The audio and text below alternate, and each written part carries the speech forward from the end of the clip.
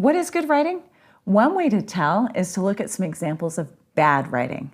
Let's take a look and see what we can figure out.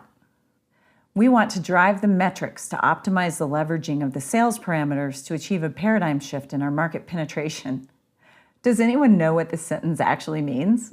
It's pretty hard to figure out, but it's easy to see that this isn't good writing. How about this? Acme Company plans to develop a planning committee on budget planning. Not so good, right? And finally, this example. Beta Corporation has been a hot button issue lately in the media because it seems every time you turn on the news, someone is openly expressing their beliefs about them, whether it's a politician attempting to advance their political agenda, an interest group lobbying against their building a new building, or a local resident putting up a yard sign about them. Everyone seems to have an opinion about Beta, and it just goes on nonstop. This sentence goes on nonstop. Okay, now that we've looked at some bad writing examples, what have you learned?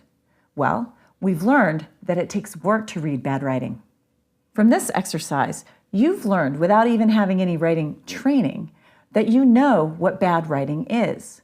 You also know what good writing is. Not this, not the examples we've just looked at. They're hard to read. By the rule of opposites then, good writing is easy to read. The trick is getting you to the point where you can create good writing yourself. Well, that's my job. Let's look at this example again. What impressions do you have of the person who wrote this? Well, actually, I wrote it, but you know what I mean. What about this one? Just from the basis of these few sentences, which feel like a lot more than a few sentences, these writers don't appear to be very accomplished professionals, do they? Would you want to be in a meeting with this person or have to read an entire memo that was written by them? No, you wouldn't. What about the writer who, instead of writing this, writes this? It's quite a relief to read this sentence by comparison, isn't it? And doesn't the second writer seem more authoritative and organized? That's what we want to do for you in this course. We don't want you to be the first writer. We want you to be the second writer, the person that people see as professional and organized and highly competent.